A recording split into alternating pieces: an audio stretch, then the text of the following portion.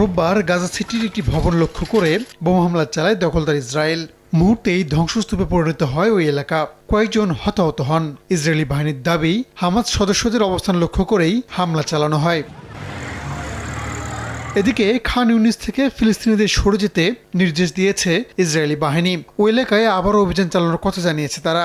ফিলিস্তিনিরা বলছেন, পুরো উপত্যকা জুড়ে কোথাও তারা নিরাপদ নন। এ অবস্থায় দখলদার ইসরায়েলের সঙ্গে যুদ্ধবিরতি চুক্তি এবং যুদ্ধের পুরোপুরি অবসান চেয়েছেন ফিলিস্তিনের স্বাধীনতাকামী সংগঠন হামাসের রাজনৈতিক শাখার প্রধান ইয়াহিয়া সিনওয়ার। মার্কিন গণমাধ্যম সিএনএন বলছে, সিনওয়ারের বার্তা এরই মধ্যে ইসরায়েলকে পৌঁছে দিয়েছে মিশর ও কাতার। যুদ্ধবিরতি চুক্তিতে রাজি হতে তেল আবিবের প্রতি আহ্বান জানিয়েছে যুক্তরাষ্ট্র।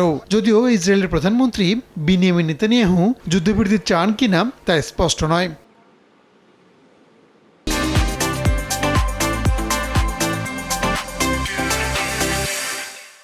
এদিকে অধিকৃত পশ্চিম তীরে ফিলিস্তিনি বন্দুকধারী গুলিতে ইসরায়েলি হতাহত হয়েছে। হামলাকারীকে ধরতে অভিযান চালাচ্ছে দখলদার বাহিনী। চলমান উত্তেজনার মধ্যে 3 দিনের রাষ্ট্রীয় সফরে রাশিয়া যাচ্ছেন ফিলিস্তিনের প্রেসিডেন্ট মাহমুদ আব্বাস। এই সফরে রুশ প্রেসিডেন্ট ভ্লাদিমির পুতিনের সঙ্গে গাজা পরিস্থিতি নিয়ে আলোচনা করবেন তিনি। রাহানুল রানা, সময় সংবাদ।